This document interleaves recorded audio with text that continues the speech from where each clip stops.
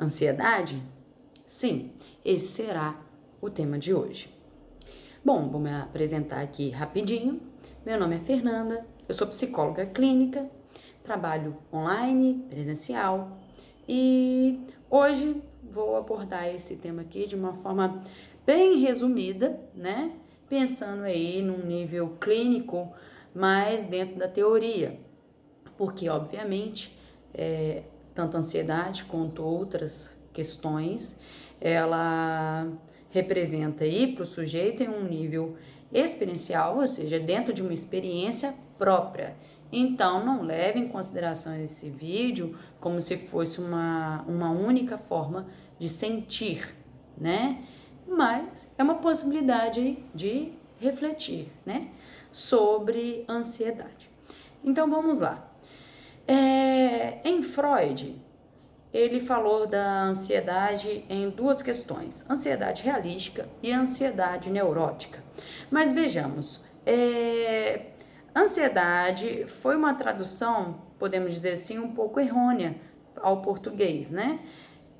O correto seria angústia. E quando Freud falava em relação da realística, podemos pensar aí em algo que representa, por exemplo, as fobias, né? Medo de barata, medo de rato, enfim. Ou então também a gente pode pensar pela via de aquela sensação que não se explica, mas em relação a algo que vai acontecer dentro de uma realidade, né? Por exemplo, amanhã eu tenho uma entrevista de emprego, ou vou me encontrar com alguém que eu gosto muito, enfim, algo que realmente está aí dentro de uma realidade.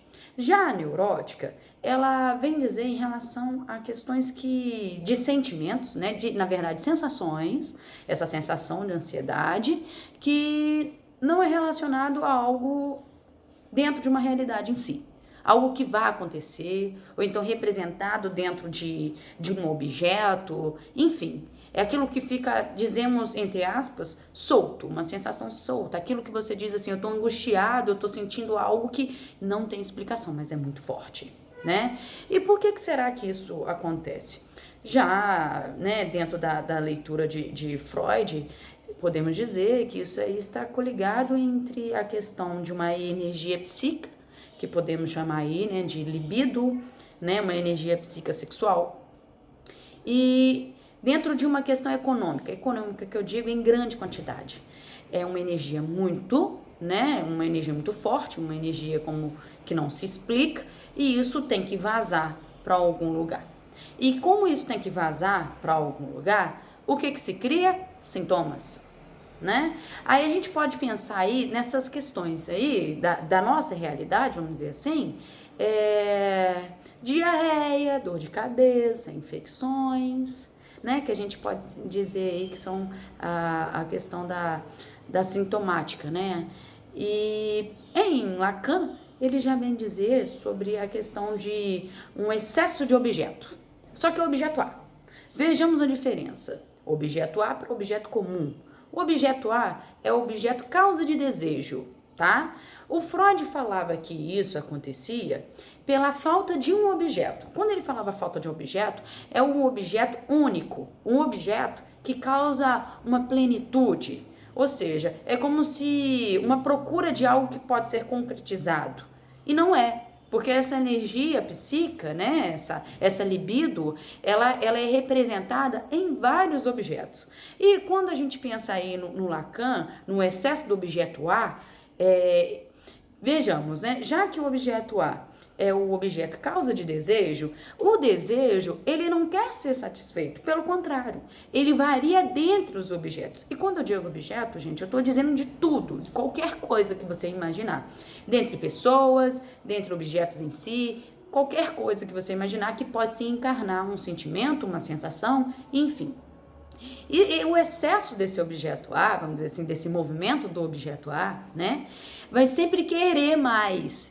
E como não se satisfaz, vai sempre estar variando, mas varia, como é um excesso, né?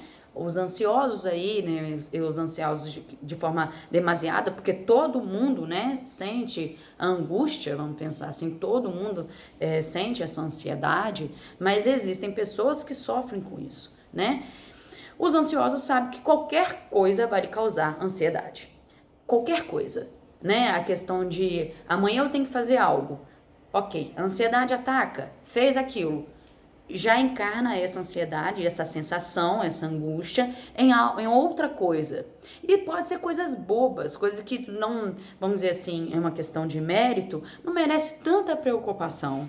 Mas aquela pessoa que sofre disso, vamos dizer assim, deposita de uma forma demasiada, de uma forma exagerada. Por quê? Pegando em Freud, porque essa energia psíquica está aí num nível econômico demasiado exagerado, né? Não está dentro de um nível que a gente pode imaginar e talvez em consonância, em uma harmonia ou de uma forma que fique mais fácil de lidar, mas está de uma forma exacerbada. É uma energia psíquica, é a libido de dentro de um movimento, podemos dizer assim, que vaza para além do que o sujeito pode lidar em seu dia a dia. E isso tudo, tanto em Freud quanto em Lacan, a gente pode imaginar aí que de uma forma ou de outra a gente está falando de um objeto que não tem face, né? Falta esse objeto. Que objeto? Um objeto que não tem face, um objeto que não causa plenitude.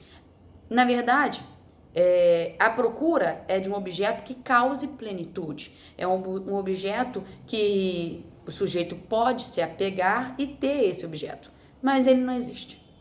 E aí tem que vazar. Como eu disse anteriormente, vai pelos sintomas, né? Que a gente verifica muito aí no nosso cotidiano, em nível clínico, vamos pensar assim, nessas somatizações mesmo. Agora, uma curiosidade que é interessante de pensar é que eu escuto muito que a ansiedade é como se fosse um mal aí de nossa atualização. Pois bem, historiadores verificaram que não é bem assim. Lá nos nossos primórdios, isso já acontecia, né? Um sujeito saía para caçar, uma pessoa saía para caçar e a outra ficava aos cuidados de casa. E esse que ficava no cuidado de casa, ele fazia aquele trabalho que tinha que ser feito e uma hora ia acabar, né, esse trabalho. E aquele que estava fora de casa, o trabalho dele, como era caça e não tinha certeza se encontrar, aquilo variava em um tempo muito maior do que aquele que estava dentro da casa. E esse vazio desse sujeito que estava aos cuidados de casa causava essa ansiedade, né? Então podemos pensar aí que, obviamente, nessa questão histórica, eles dizem que o que sentimos hoje é uma reminiscência, ou seja, um resto, né, do que ocorreu em nosso antepassado. Na teoria psicanalítica é explicado dessa forma que eu estou dizendo, bem resumidamente. Mas seja lá ou cá, vamos dizer assim, se percebe que tudo se trata aí de um vazio, né? De um vazio onde não se existe certamente aquilo que lhe causa uma plenitude. Por conta disso, vai variando para tudo quanto é lado, né? Como eu disse, aquele sujeito, né, que sofre de ansiedade, qualquer coisa é o bastante para se apegar e para sofrer com isso. Bom, esse assunto poderia render muito mais, mas por conta do tempo de vídeo, eu vou estar finalizando aqui. Caso você queira saber mais ou conversar sobre isso, me mande uma mensagem. Até mais!